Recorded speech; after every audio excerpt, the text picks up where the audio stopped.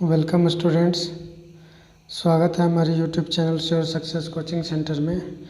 मैं आज आपके समक्ष 2021-22 की मॉडल प्रश्न प्रारूप पेश करने जा रहा हूं। और आज जो मैं जिस विषय को पेश करने जा रहा हूं वो मेरा विषय है साइंस। तो चलिए, इस साइंस जो है 40 पूर्णांक के होंगे, तो इसमें ये MCQ टाइप की होगी। तो इसका जो प्रथम ऑब्जेक्टिव से MCQ जो है वो क्वेश्चन है दूध है, तो दूध क्या है। तो दूध हम जानते हैं कि दूध एक लिक्विड है, तो इसका उत्तर हो जाएगा लिक्विड या द्रव। अगला प्रश्न हमारा जो है गैस के कणों के बीच आकर्षण बल होता है। Intermolecular force of attraction between gases molecule. गैसों के कणों के बीच आकर्षण बल लेस होता है, बहुत कम होता है। अगला प्रश्न हमारा है बर्फ़ का एक टुकड़ा जल की सतह पर तैरते रहता है क्योंकि a piece of ice floats on water because ice is lighter than water. क्योंकि बर्फ़ जल से हल्का होता है। गर्म करने पर गैस का आयतन on heating density of gas is increase करता है, बढ़ता है। अगला प्रश्न हमारा है निम्न में से कौन कपड़ा गर्मियों के समय में अधिक आरामदेह होता है। Which of following clothes is comfortable during summer season. Polyester, silk, cotton या सिंथेटिक। इसका उत्तर जो हमारा हो जाएगा सूती कपड़ा और सफ़ेद कपड़ा, ये होगा। अगला प्रश्न है प्रोटॉन कण है, तो प्रोटॉन पार्टिकल इज। प्रोटॉन के कण ऋणावेशित हैं, धनावेशित हैं, आवेशहीन हैं, या इनमें से कोई नहीं है। तो प्रोटॉन पॉजिटिव चार्ज होता है, तो इसको हम सीधा सीधी कह सकते हैं कि प्रोटॉन एक धनावेशित कण होता है। Proton is a positively charge particle या आयन। परमाणु भार होता है, तो atomic weight is equal to neutron और प्रोटॉन के बराबर। तो इसका उत्तर हो जाएगा हमारा N+P, न्यूट्रॉन और प्रोटॉन के भार के बराबर।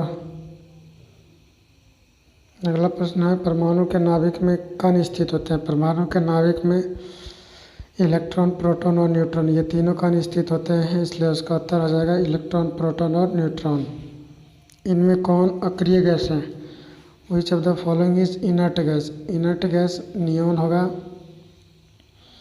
कैनाल किरणें किसका किरण पुंज है। तो कैनाल किरणें हम जानते हैं कि कैनाल किरणें अल्फा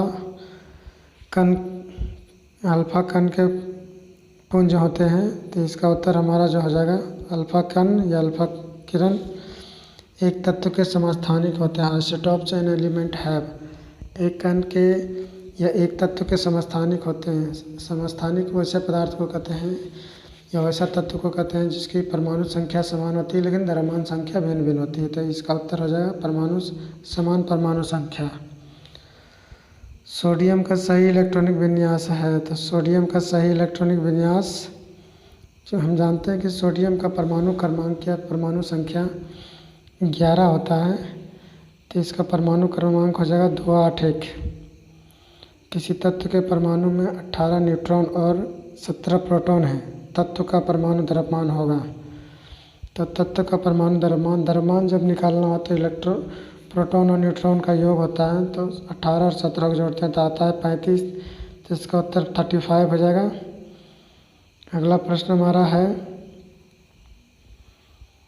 यदि किसी वस्तु का विस्थापन 0 है तो उस वस्तु द्वारा तय की गई दूरी है। If displacement of a body is 0 then distance travelled by a body can be 0। इसका उत्तर 0 या 0 हो जाएगा। विस्थापन 0 है तो उसके द्वारा तय की गई दूरी भी 0 ही होगा। ओडोमीटर मापता है, ओडोमीटर मेजर्स, ओडोमीटर दूरी मापता है, डिस्टेंस। अगला प्रश्न हमारा है 18 किलोमीटर प्रति घंटा का वेग change 80 kilometre per hour velocity into metre per second. तो इसको जब मीटर पर सेकेंड में कन्वर्ट करेंगे और काटेंगे तो इसका उत्तर हमारा जो आएगा 5 आएगा। किसी विशेष दिशा में कण की चाल को उसका डैश कहते हैं। A particle speed in a particular direction is known as velocity. इसका उत्तर हो जाएगा किसी विशेष दिशा में किसी एकांक समय में किसी वस्तु द्वारा एक निश्चित दिशा में तय की गई दूरी को हम वेग कहते हैं। न्यूटन किसका मात्रक है? तो न्यूटन बल का मात्रक होता है। अगला प्रश्न हमारा है न्यूटन का गति का कौन सा नियम बल की परिभाषा देता है? तो न्यूटन का दूसरा गति का नियम बल की परिभाषा देता है। ध्वनि तरंगों की चाल सबसे ज़्यादा होती है, तो ध्वनि तरंगों की चाल सबसे ज़्यादा ठोस में होती है। अगला प्रश्न हमारा है श्रव्य ध्वनि का प्रास होता है। Edible range of sound is वैसी ध्वनि जिसको हम सुन सकते हैं उसकी श्रव्यता सीमा क्या है या कितनी आवृत्ति तक की आवाज़ों को हम सुन सकते हैं? तो 20 हर्ट्ज से 20,000 हर्ट्ज के बीच की आवाज़ को हम सुन सकते हैं। तो इसका उत्तर है 20 to 20,000 हर्ट्ज। आवृत्ति एन तरंग दैर्घ्य लैम्डा तथा तरंग की चाल भी में संबंध है। v = n lambda. तो इसका उत्तर v = n लैम्डा हो जाएगा। अगला प्रश्न हमारा है कार्य का एसआई मात्रक है। तो कार्य का एसआई मात्रक जूल होता है। तो इसका उत्तर जूल हो जाएगा। सार्वत्रिक नियम गुरुत्वाकर्षण स्थिरांक g का मान होता है। तो g = gravitational constant = 6.67 × 10⁻11 newton metre square per kg square. तो इसका उत्तर ये हो जाएगा। अगला प्रश्न हमारा है 4 वस्तुएं P, Q, R तथा S के द्रव्यमान क्रमशः 5 kg, 10 kg, 15 kg तथा 20 kg हैं। किसका जड़त्व सबसे अधिक होगा? तो जिस पदार्थ की मासेस ज़्यादा होंगी, सबसे ज़्यादा द्रव्यमान होगा, उसका जड़त्व भी सबसे अधिक होगा। तो S जो है उसका द्रव्यमान 20 kg है, तो इसका इनर्शिया जो होता है जड़त्व भी उसका अधिक ही होगा। तो इस वजह से इसका उत्तर हो जाएगा। निम्न में से कौन सा सही है? Which of the following is correct? v² - u² = 2as। ये हमारा सही होगा इसमें से। अगला प्रश्न है आत्महत्या का थैला कहलाता है। Which of the following is known as suicidal bag? तो सुसाइडल बैग के नाम से लाइसोसोम को जाना जाता है क्योंकि यह शरीर की सड़ी गली या बेकार कोशिकाओं को गला देता है। अगला प्रश्न है कोशिका की खोज किसने की? Who discovered cell? कोशिका की खोज रॉबर्ट हुक ने की थी और इसने जो खोज की थी कोशिका की वो मृत कोशिकाओं की खोज की थी। अगला प्रश्न हमारा जीन बने होते हैं। Genes are made of? तो जीन बने होते हैं, जीन डीएनए के खंड के बने होते हैं। तो इसका उत्तर जो हमारा जगह फ्रेगमेंट ऑफ डीएनए। रंगीन प्लास्टिड को कहते हैं, रंगीन प्लास्टिड को हम क्रोमाप्लास्ट कहते हैं। तो इसका उत्तर हमारा हो जाएगा क्रोमाप्लास्ट। अगला प्रश्न हमारा है रक्त है ब्लड इज? तो रक्त एक तरल संयोजी ऊतक है। इसका उत्तर तरल संयोजी ऊतक हो जाएगा। कनेक्टिव टिश्यू है, ये पूरे शरीर को जोड़ने का काम करता है, शरीर के अंगों को जोड़ने का काम करता है। रतौंधी कैसा रोग है? Night blindness is? तो रतौंधी एक ऐसे विटामिन ए की कमी से होने वाला रोग है। तो इसका उत्तर हमारा हो जाएगा विटामिन ए की कमी से होने वाला रोग। तो इसका उत्तर हमारा विटामिन ए हो जाएगा deficiency of vitamin A. Cork कोशिकाओं में पाया जाता है। तो कार्क कोशिकाओं में सुबेरिन पाया जाता है। इसका उत्तर हो जाएगा सुबेरिन। अगला प्रश्न हमारा है शरीर का बाहरी और भीतरी रक्षक आवरण बनाते हैं। तो इसका उत्तर हो जाएगा एपिथेलियम ऊतक।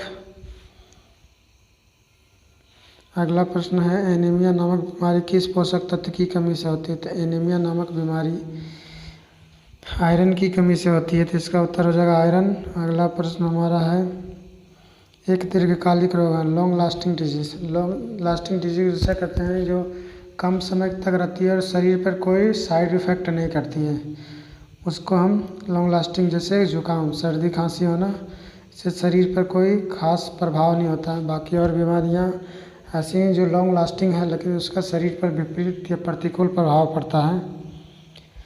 वायुमंडल में कार्बन डाइऑक्साइड के बढ़ने का संबंध क्या है? तो वायुमंडल में कार्बन डाइऑक्साइड के बढ़ने का संबंध ओजोन परत के क्षय से या डिप्लेशन ऑफ ओजोन लेयर। जैसे जैसे ओजोन परत छिजता जाएगा, पृथ्वी पर गर्मी बढ़ती जाएगी, बीमारियां बढ़ती जाएंगी। अगला प्रश्न है, पौधे जिन पदार्थों का संश्लेषण करते हैं वे कहलाते हैं पौधे। The substance synthesised by plants are called. तो पौधे जिन पदार्थों को संश्लेषित करते हैं या खींचते हैं उसको हम जैव रसायन या बायोकेमिकल कहते हैं, जैव रसायन कहते हैं। मलेरिया का रोगवाहक है, तो मलेरिया का रोगवाहक मच्छर होता है, क्योंकि मलेरिया बीमारी को प्रसार करने का काम मच्छर ही करता है। ये प्राकृतिक पदार्थ जिनका उपयोग मनुष्य अपने जीवन यापन के लिए करता है कहलाते हैं। The natural substance that are used by humans for living and development are called as. तो उसको हम कहेंगे नेचुरल रिसोर्स, प्राकृतिक संसाधन, क्योंकि इसी संसाधन का उपयोग हम अपने जीवन यापन और विकास के लिए करते हैं। तो आज मैंने आपके समक्ष 9वीं वर्ग की विज्ञान से संबंधित कुछ महत्वपूर्ण वस्तुनिष्ठ प्रश्नों को रखा। आने वाले दिनों में और भी वस्तुनिष्ठ प्रश्नों को रखा जाएगा जो 8वीं, 9वीं, 10वीं, 11वीं और 12वीं से संबंधित हो सकते हैं। यदि अभी तक आपने हमारे चैनल को सब्सक्राइब नहीं किया तो सब्सक्राइब कर लें, वीडियोज़ को लाइक कर दें और बेल आइकन की घंटी को प्रेस कर दें ताकि आप तक लेटेस्ट वीडियोज़ की अपडेट्स पहुंचती रहें। धन्यवाद।